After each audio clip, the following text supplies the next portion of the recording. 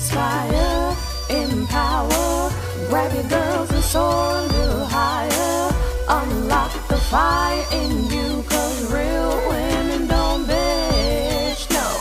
Real women don't, real women don't, real women don't, real women don't, real women don't, real women don't, real women don't, real women don't bitch. Hey, thank you for joining me on the Real Women Don't Bitch podcast. This is your proud host, August Crenshaw, aka Mrs. Raw, Real, and Relentless. I am the #1 advanced mental conditioning specialist for entrepreneurs because building mental muscle is necessary in order to implement successful business strategies. This show has been created for the woman who is not excuse-driven and needs help building a profitable business. I will be interviewing women from various fields who are willing to break the silence on struggles that specifically affect female entrepreneurs. Welcome to a show where I and guest speakers from time to time share our methods that help us beast our business no matter what is going on in our lives. Whether you are an online or brick and mortar business owner, this show is for you. We will hit every angle, personal, professional, and spiritual. Why? Because on any given day, you get hit with shit from a scenario involving one, more, or perhaps all of the above. It all impacts you and your mindset towards your business. I have made it my personal mission to provide a space where we dive deep into the BS we face on a day-to-day basis. What it do, ladies? Yay! Back in the studio. And oh man, so we know when it's gonna be hot. What is the tall tale sign that anytime you're getting ready to do something that is gonna be hot? Technology interferes. I've been sitting here having the most awesome, freaking phenomenal day. And right before I get with this sister so we could get ready to record her podcast episode, my modem decides that it wants to reset. And it's just crazy. And so, but you know what? We don't care. We're going to show up anyway. But the problem is this woman has so much energy. It is hard for the online space for it to handle her. And y'all know who she is because I had her before. I got to brag. It is Miss Tiffany. Oh, with an N, 2 N's. Spell her name right. Oh, please do, please. Yay. Tell everybody, hey, you back? Hey, everybody. Yes, that name thing tried to steal my joy this week. Oh. I trust me, I know how you feel when people leave off the E and want to start calling me Augusta. I want them to get hooked on phonics, but that's a whole nother story. So we're going to keep it positive, right? We're going to keep it positive and we are going to keep it right. So anyway, you were here last time and we had some really, really deep conversation, around some spiritual struggles, about some personal battles that we've had dealing with emotional, physical abuse and stuff like that. And this time I asked you to come back again because all of that was wrapped in what you do, helping to restore people mentally and spiritually. But we're going to, everybody listen up because today we're going to talk about, I hate to say the word, self-care. This is not going to be like called the self-care episode, but I love talking to, you about this kind of stuff because governing your body, protecting it, loving it, that is part of your lifestyle. And so I'm not anti self-care, y'all. I love me, but I just don't like it when it appears that you're supposed to book it on a calendar at like once a month. When it should be a daily activity that you spend 24 hours a day doing. And how do you do that, right? And I think you're right. It is an overused word that probably isn't quite used correctly. I think we tie self-care up with the aspect of, I got my eyebrows on today, girl. Yes, you see that self-care. Ooh, and did you see my feet? Wait a minute, though. Wait a minute. Peep my toes. Okay. Society has a tendency to have us think that the idea of self-care is about beauty, about whether or not we keep our hair done, about whether or not we have our face on, how we show up in our clothing, and how we actually show up in social media. While we have all these filters are out of control. Yes. Everybody's perfect. Well, no, that's not the reality. No one's, I mean, even when you took that picture, you weren't perfect, but that's the presentation that we present to the world. And so we have this very difficult terrain to navigate through when we actually begin to really talk about the aspect of self-care. I agree with you. I definitely agree with you that we have a distorted perception on what self-care is. And I would love for you to talk about what that really is. I know how I think about it from a state of mind and a spiritual perspective and a couple of other things. But if you could kind of just break it down in its simplest terms, according to what you teach and what you've learned and studied for many, many years, what is self-care? So for me, self-care is all about interactions, how you interact with yourself, how you interact with other people. Now that was a good one. In the interaction piece, that was a good one. So yeah, I'm sorry, I didn't mean to interrupt that, but keep going. No, it's all about interaction. I think that we're so focused on thinking that self-care is an autonomous thing. It's just about me. And in some respects it is, right? You can't be a true giver in the world, a true servant of, God, the higher power, whatever it is that you choose to call it. You can't really be in service of that without first loving yourself. But the aspect of loving yourself also extends outward, starts inward, but then it extends outward. So I want to give an example of something that I've done in the past and a crash course that I've had to have with my own growth and maturity. And then let you talk about what you analyze from what I say, because everybody knows that I'm willing to go ahead and put myself out there, because somebody's got to decide that we ain't going to wear the filter. So, and so for me, I remember that there was a season in doing my business where, even though it may have quote unquote been professional and I could have used it as a teachable moment, I'm putting air quotes up for those of you that are not watching on YouTube, where I would clap back at a lot of people for different things that they had did to set the record straight, because I'm quote unquote loving myself. I'm going to make sure that you don't, disrespect me. If I felt that the way that you did something was unprofessional, I would have my very witty sarcasm, my witty banter that I would give to people. And in a point of elevation for me was just in, sitting in meditation and in that quiet space. It was like, okay, but can you be honest with how you felt when you did that? When you clapped back, when you exercised your witty banter, what was it really about? And energetically, if you were responding from a headspace of, I got to make sure, and just without even trying to define it, without trying to give an excuse to it, the point is, was your energy positive or was it negative? And I'm like, you know what? At the end of the day, I wasn't feeling good when I did it. And so if I wasn't feeling good when I did it, then why am I responding to people like that? And so the new theme for me then changed to not to take things as personal. And so somebody could have been a literal jackass with me, and I had to say, oh, okay, well, why do I care? Ignore it, push it to the side. Or if I did say something back, it was to open up a actual mature dialogue and just say, hey, even though we don't know each other, when you did this, maybe that's not what you intended, but this is what my perception was. And so could you please give me an understanding, because we are two different people with two different communication styles. What exactly did you mean?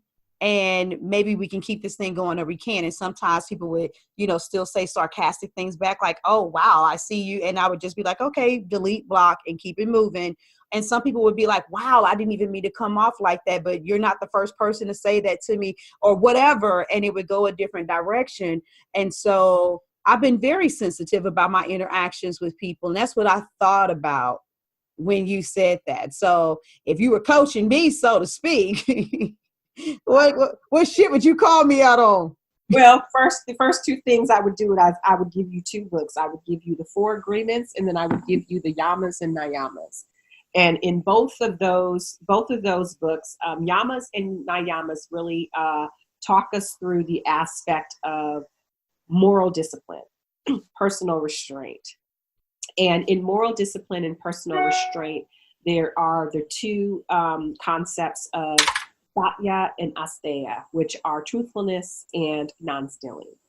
And when you choose to speak words out of anger and out of what I would call a lack of personal self-control, right? Because it is a lack of control when you speak out in anger.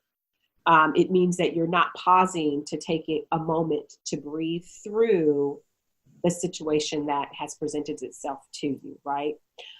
4 Agreements would approach it and say, speaking with the right word, showing up in the space that you're in, especially if you're in a space where your goal is to help other women achieve their goals, right? Mm-hmm. You're trying to help them elevate and become bigger, better, greater than they are right now. So when you speak, your words should always deliver that look. It's always going to be a mothering tone, even if it has to be direct and straight to the point and really kind of get at the heart of, look, now you know you ain't doing right, so I'm going to have to correct you on this. But there's always right word. How do you say it in a manner of which you're not violating the other person's truthfulness?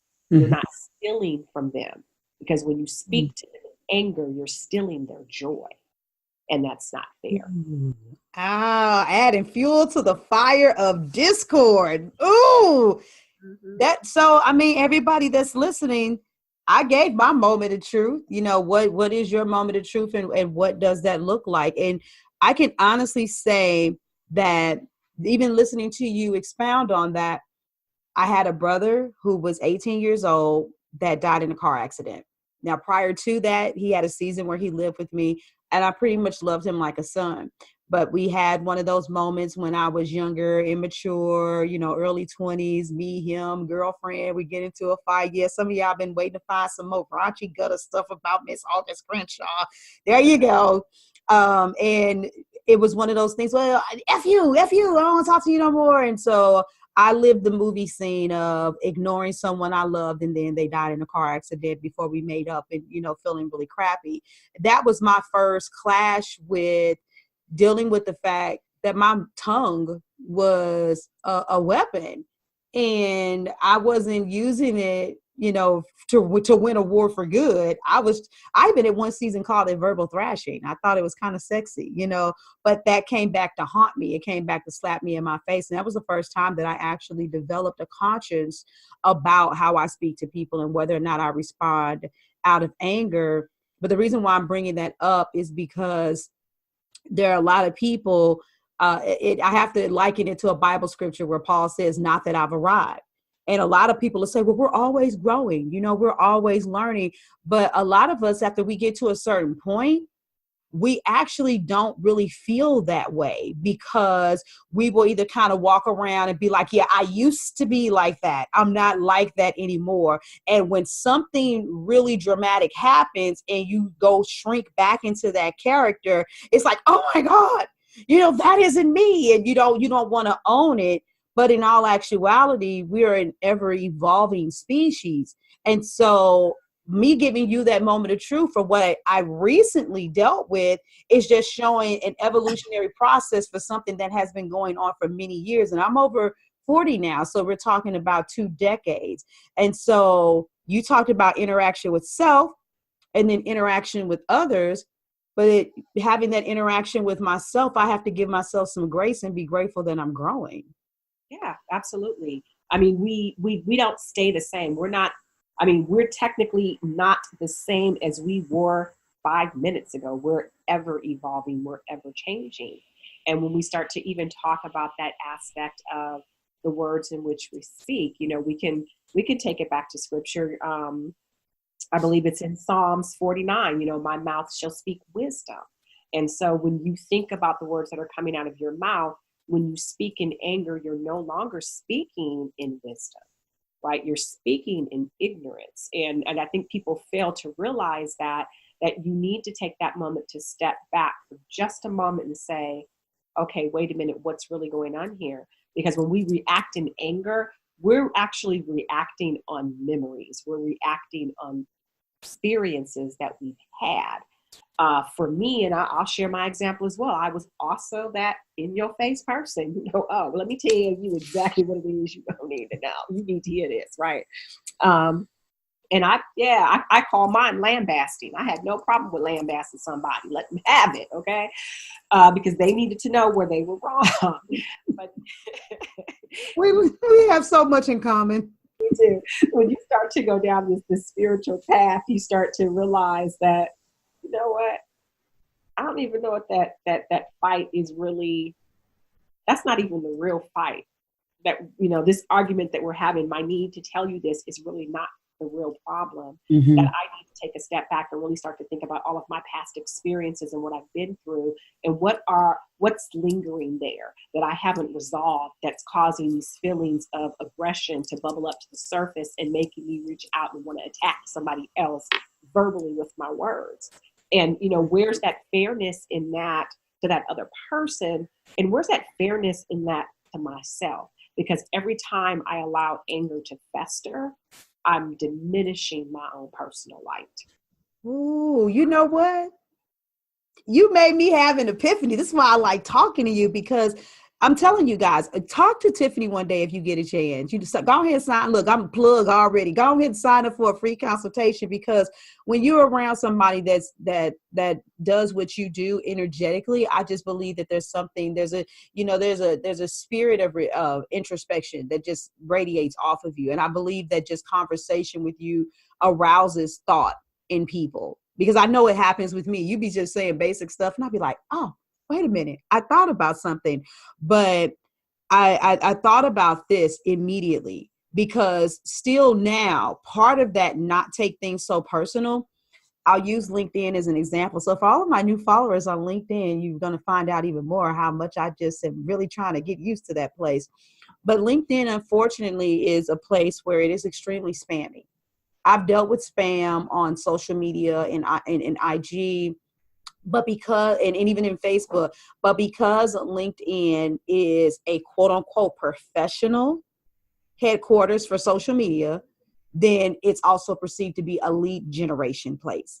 And yes, I'm going to go ahead and call it. Typically, white males have a tendency to be the spammiest. They come out the gate telling you what they have to offer you. Women sometimes have a little bit more class and are a little bit more cavalier, but it's just a very, very spammy place. So anyway, to kind of speed up my little story, I have found that my patience runs thinner when it's men. And it's whether they're black or white.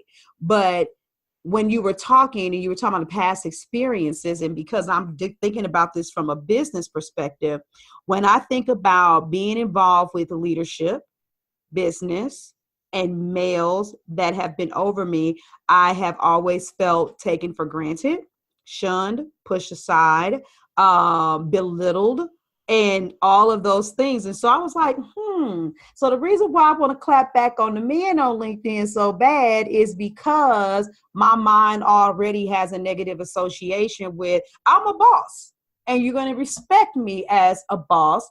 And so the defensive nature automatically rises up, and it's like, but you don't even have to be. You could just literally delete and never respond to any of these people at all.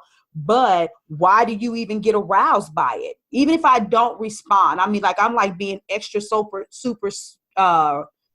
in tune with myself. Even if I don't respond, I still always have to go back and say, but why do you even feel like that? Be like, oh, wow. Why don't I feel like, here goes another idiot that needs me to teach him how to sell, delete. Why do I feel like, damn, why everybody, You know what I'm saying? And so just really being in tune with where I am energetically. But as you were speaking, there's already a negative association with me working with men.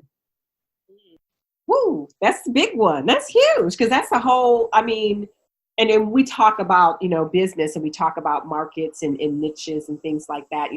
I know that your niche is really working with women. So at some point, you may decide to expand outward, right? It all starts inside. We expand outward where you may need to reach out and start working with men. I mean, there are a lot of really powerful coaches in the industry that are men that those connections that you could make with them would be powerful. But if you have that block, which is a mindset block of being able to work with them, you're blocking your excellence. Yeah, no, I totally agree. So then the question becomes, when you look at those experiences that you've had in the past, were those experiences truly the men demeaning you? And yes, men can sometimes be demeaning, or is it another societal role that we're all living up to, right? So we heard something that was said to us that made us think that that person was demeaning me, but you know what? They could have just been a brash person, just like you, telling you something you needed to know. But because they were male and they were giving it to you, you didn't receive it in the vein in which it was given. Did you, was it really them demeaning you, or was it really you just all of a sudden you had the wall was already there? So, you was like, try and jump over this wall if you want to, bruh. You ain't.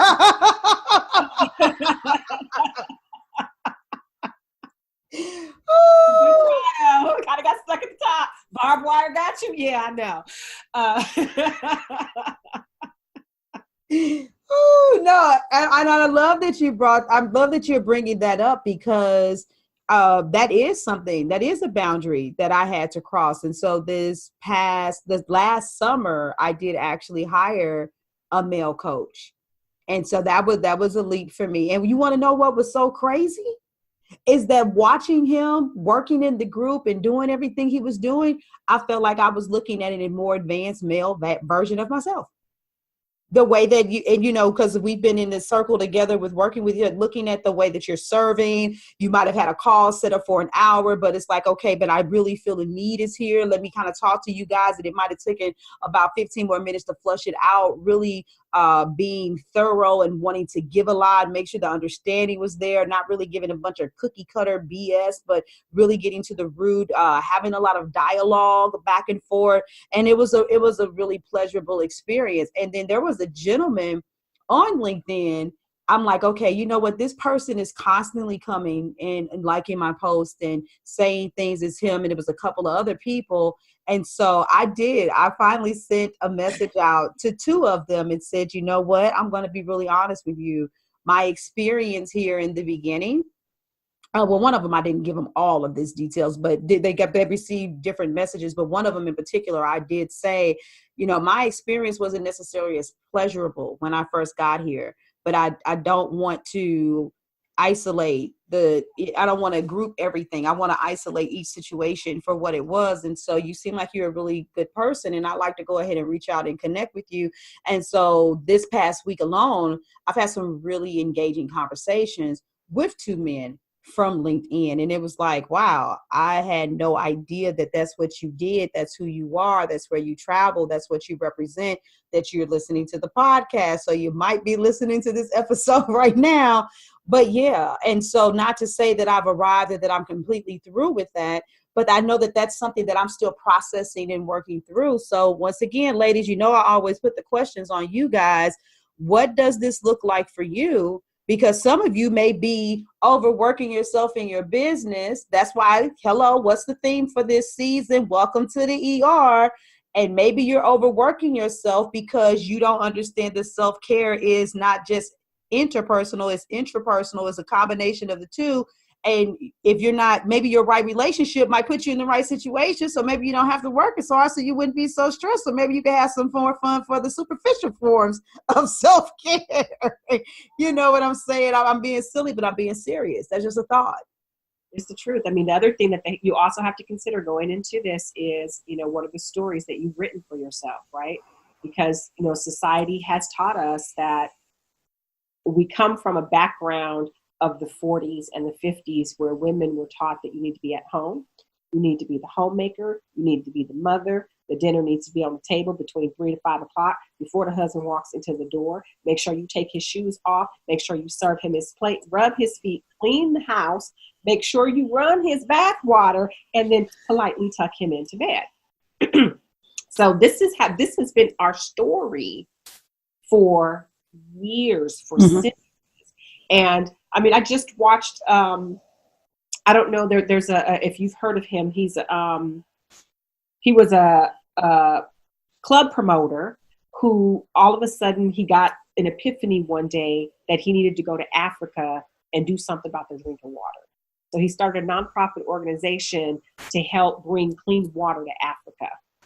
And I can't remember the name of his nonprofit, but has the biggest nonprofit organization right now in Africa bringing clean water there. He says one of the things that he's so overwhelmed with right now, and he's trying to figure out how he can do something about it, is the fact that the men in these tribes, in these communities, never go out and get water. It's always the women. And these women are breaking their backs, carrying these huge gallon tubs on their head, going into areas to get water for their children, and not clean water, dirty water, water that has been infected, full of disease and whatnot. So the women are getting sick in order to make sure that the village has water. And why is that? The men never go get the water. And he says, what do we do about that? Because that's a societal problem that needs change. And so even here in the States, part of the problem as women that we have is the stories that we grew up with.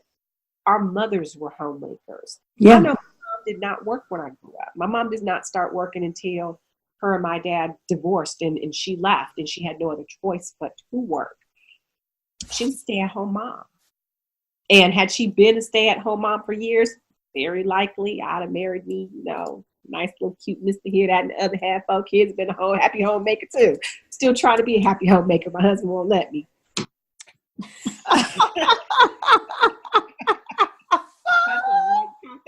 Yes, I'm still trying to quit my job as be a stay-at-home mom. George, get it together.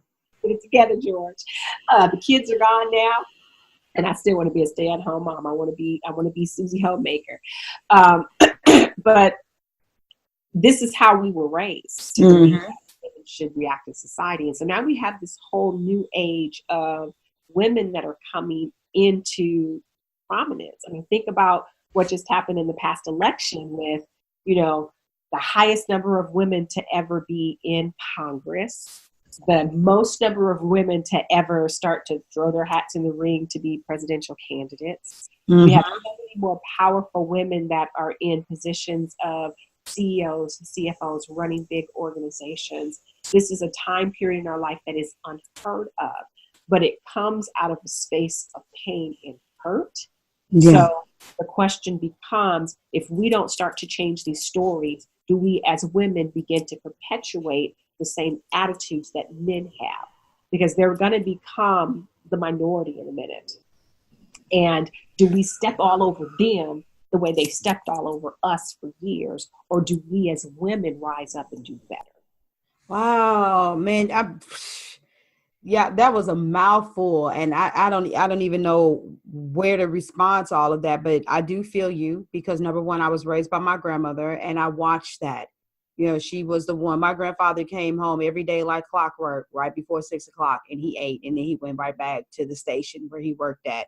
On Sunday morning, she, always cooked breakfast. The dinner was always cooked for Sunday after church. Usually, I think Saturday was our potluck day. Whatever you were lucky enough to put in the pot, that's what you got to eat. But she's the one who did the laundry, did the ironing, which meant that I was doing that too, cleaning the house, washing the dishes, even when he baked, because my grandfather loved to bake, but he never cleaned the kitchen. And so she hated, as soon as I got old enough, she hated when he was baking. She's like, go down with grandpa, clean as he's baking, so I'm wiping up flour and getting butter off the counter, and he baked, we're talking about back from scratch, so you got like 8 sticks of butter, woo. Yeah, so this is a mess everywhere. And I can honestly say that there was a season, and even in my marriage, where that's pretty much what it looked like. My husband would go off to work, and I would be up all day knowing I was going to braid hair for like 10 hours. And if that meant I got up and went to the grocery store, because it was a 24-hour one by our house at 4 o'clock in the morning, to make sure I had what I need to go ahead and make the casserole so it would be done before my client got there at 5:30 a.m. so that he would already have it. I used to do that. Now, don't get it twisted. I'm not saying that I resented, any of those things, but I was never really taught to be who I am. And I'm a highly ambitious woman. And some people look at me and they're like, August, why are you trying to do all of those things? And I've had people try to tell me, slow down, you don't have to write as many books, or you don't have to do as many, so whatever it is. And it's like, no, you don't understand that this is my makeup, and I'm exploding with creativity. And this is what I need to do, because it brings me life and it makes me feel good. And so one of the first things that have always come up, and I remember doing a paper on this when I had went back to school to get my degree, is the fact that when a woman decides to pursue her career, that she has to look at the two things of being cold and ambitious versus warm and loving. And I remember having the imagery of a woman in a suit climbing a ladder versus a woman at home with a baby in her arm with an ironing board at the same time, saying, these are the two that we have to choose from, because that is truly what society gives us. But who are you? This is a new age of a woman, but I do feel you in the sense that us getting to the top doesn't mean that we're supposed to be like a lot of men were. A lot of men forsook their families all off of the pride in being able to say, but I was a great provider. And there still is a very, not that men are not nurturing too. That's a lie. But there's something about us as women, and some of us, because every woman isn't built the same to nurture as well either. And it's not bad or wrong. It's just different. We're fighting against something when we don't do that, if we're naturally nurturing. And so finding that balance and being able to do the both. And so for my household, we have gotten into a place of where it's basically less gender roles, because I am the primary face of the business, even though we work together. So now you have to do homeschooling lessons, with the kids. And, I'm the one who's always going to an event and trying to meet some people and network and do some stuff. So the dynamic in my household has shifted drastically over the last, 3.5 years because of that. And I had to learn to be okay with that, and not make it seem like I'm fighting a war, basically, is what I hear you saying. Don't make it seem like we're still fighting a war in order to be able to be who we are. Just find that peace within and say, this is who I am, and society may have to catch up with me, instead of me feeling like I'm always competing with or forcing society to understand who I am.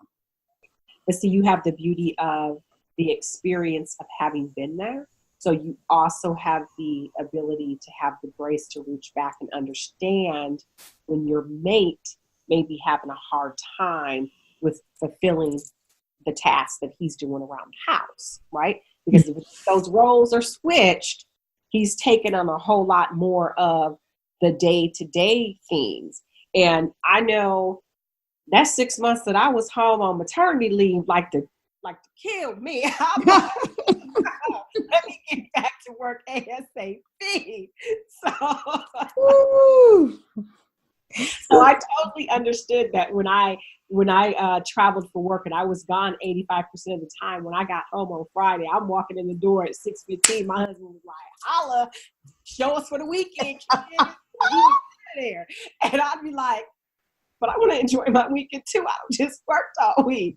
But I had to give him that grace, because I was in the hotel room chilling, my feet up. Folks was cleaning behind me. I'm eating in fancy restaurants every night.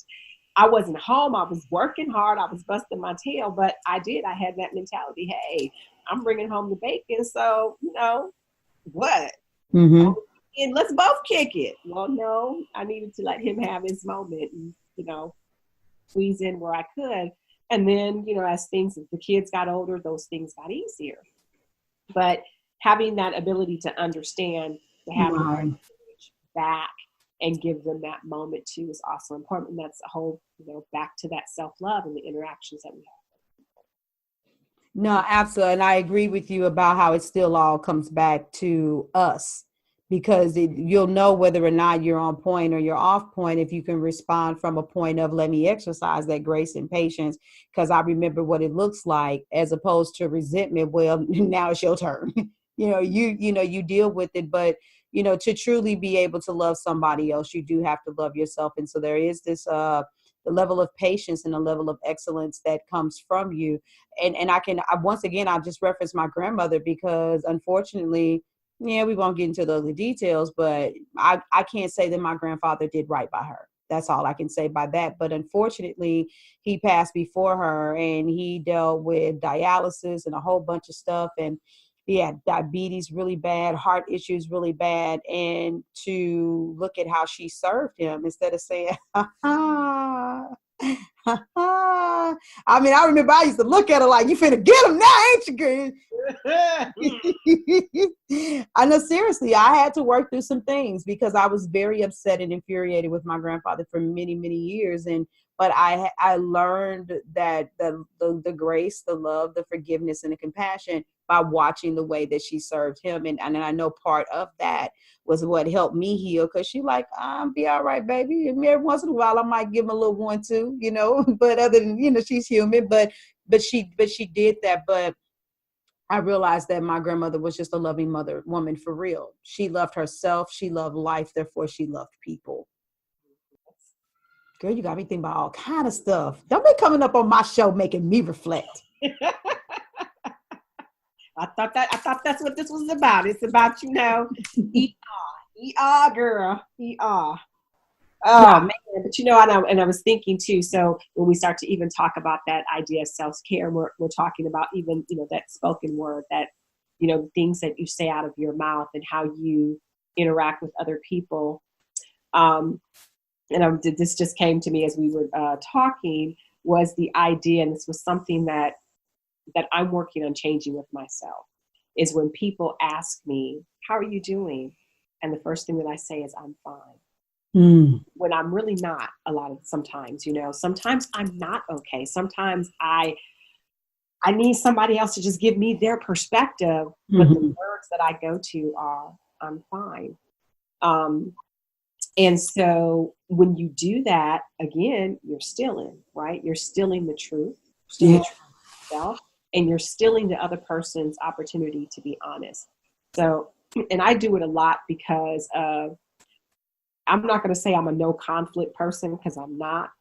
I ain't got a problem with conflict. We could do this, okay?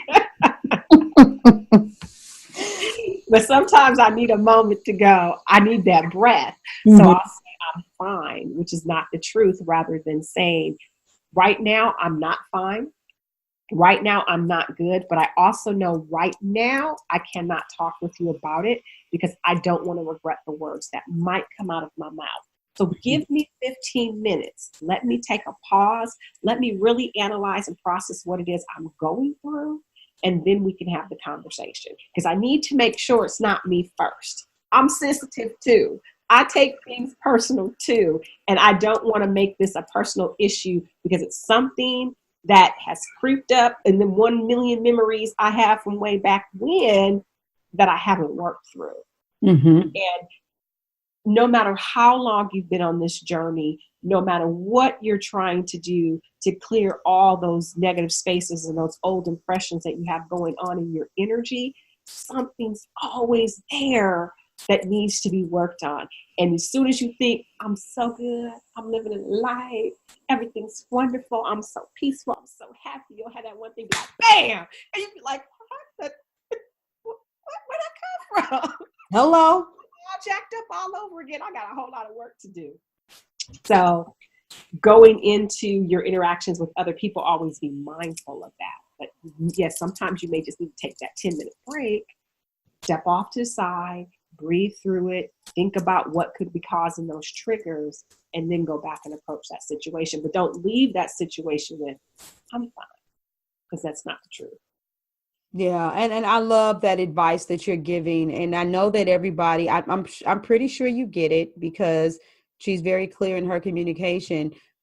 We're not saying that the situation, the circumstance isn't wrong, that it isn't bad. We're not saying that, a person may not have violated you or whatever it is, but it goes back to these sayings. We could, just like we can say we're fine really fast, we'll say, it isn't what happens to you, it's how you respond. But then when you have a conversation with someone like you and you're in the middle of coaching them through something, then it's a bunch of buts. No, but I wouldn't have done that, but, and it felt, and but, and what you're saying is, but it's still about going back to do your check. Where's your meter at? Are you venturing to positive or negative? You neutral? How are you feeling? Why are you responding this way? And taking that look within and saying, okay, what are my triggers? Why do I feel this way? And what can I process? Because we all have a story to tell, and it's either going to empower us or devour us. And so I love the fact that, you don't teach women to run from it. You don't teach them to stay hung up in it, but to learn from it. We can't get rid of it. It's like people say, oh, just forgive and forget. Well, sometimes stuff happens and you be like, I don't even know what we're mad for anymore. But most of the time, we're never going to forget. You know what I'm saying? So what do you do and what do you process? How do you process it and look back over the past things that have happened in your life? And so a lot of what we do and how we move as entrepreneurs, it hinges upon, and I'm still going back to the same thing with the whole, because that all of that's going to affect your relationships. So that's self-check. And then checking how you're dealing with other people. Because I know even with you, even also just saying this in regards to the whole I'm fine thing. Every once in a while, me and you will have a little conversation in the back on instant messenger or something. And it'd be like, I think I'm about to shoot somebody. I'm going to kill somebody. I'm going to strangle somebody. Today ain't the day. Or I may come in and be like, look, thank you for putting that crazy, hilarious post up there because I need it. I'm not feeling good. And maybe we'll have a back and forth. It might take us a month or two. Maybe it means we need to hop on a call. But you and a couple of the sisters that are in my camp, you are my place of solace, my place of peace. You are that comfort for me. But if we aren't comfortable with ourselves and we can't be vulnerable, we can't be open. And so a lot of times the restorative process, it's in those relationships. I know that talking to you or Camille or Imani, just to name a few people, can be a game changer for my entire spirit. Even though the chaos hasn't went anywhere, I'm going to be like, girl, okay, I still got to hang up this phone, but at least now I'm not going to shoot anybody. The situation hasn't went anywhere, but you helped me energetically to be recalibrated, to get me back into that place of honoring the prayer that I always say, to accept the things, have peace with accepting the things I can't change, and be courageous and change the things I can, and then to exercise wisdom to know the difference. So ladies, I mean, this to me was an intense podcast, because you guys should really be saying, I think I need to go sit down for a second today, tomorrow, and next week. You, between meditation and journaling and everything, if you really take it, what we're talking about, to heart, start flushing it out. For real. And tell them where to find you, because this is what you do. You help women through this. So if you need to come to the ER so you can experience some restoration, you need to talk to Tiffany. Absolutely. You can find me at www.abatienergy.com, and Abati is spelled ABHATI. You can find me on Instagram at Abati Energy, and on Facebook at Abati Energy 1, or at Tiffany Montique, Montique, Tiffany spelled Tiffenny on Facebook. Yes, I do free 30-minute consultation, so you can go out to the website and schedule a call. Yep, you guys schedule it. I love you to pieces. I mean, this is we're not cutting up as bad as we did last time. As for the cop, I think we got a little bit off the chain, This was important. And like I said, I could see why we were dealing with a little bit of that interference and then interruption, because there's a stillness to me that's riding through this podcast. And hopefully some of you that as you've been listening to it, you felt that presence, you felt that peace. And if you feel it, but you're not completely attached to it, then that's your meter check for you to say, okay, how do I get there? You know how you can feel it. You could be somewhere, you could be like, it's so peaceful here, and you'd be like, it's just too peaceful. But you off. You can even acknowledge what the atmosphere is like. But if you can't latch on to everything that's been said and what you've been feeling listening to this podcast, then let's do something about you getting there. So I highly endorse Miss Tiffany. I do. Reach out to her. I thank you a million times for coming back. I truly do. And y'all be looking for her. So I have to do just another slight plug. I don't make a habit of doing a plug after my speakers, but because this involves her, I'm going to do that. If you haven't signed up yet, you need to sign up for the Business Mastery 2.0 Summit, because there she's going to be doing some teaching to help you all with your health and wellness, to get you back into the place of being at peace and being still, giving you some tools so that, you're not just listening to the conversation and witty banter, but to actually get some techniques and some strategies to help you with your life and with your business. So you're going to be on the website anyway. All of her links are on there for you to go. If you didn't catch how to spell it, you don't have to keep rewinding. Go and click on the links. And then once you get through with that, then make sure you also head on over to augustcrenshaw.com/business-mastery and get signed up, because she's going to be one of the speakers and she's going to kill it. That's all I got to say. Awesome. We out of here, y'all. Go get you some peace. Deuces. Thank you for joining me today. Remember to cultivate a mindset that is biased towards taking action. No bitching, whining, or complaining. Here, our mantra is, real women don't bitch, we get shit done. See you next week as I continue to bring you what you need to keep your head in the game and beast your business. Don't forget to hit subscribe and leave us a 5-star review. Would you like a specific topic covered? Have a question you would like answered live? Then head on over to realwomendon'tbitchpodcast.com. Subscribe to my email list, hit me up, and I got you. Interested in being a guest speaker? You walk the walk? Then you can sign up on the website too. This is your #1 advanced mental conditioning specialist for entrepreneurs, Mrs. Raw, Real, and Relentless. Signing out. Deuces. Inspire, empower, grab your girls and soar a little higher. Unlock the fire in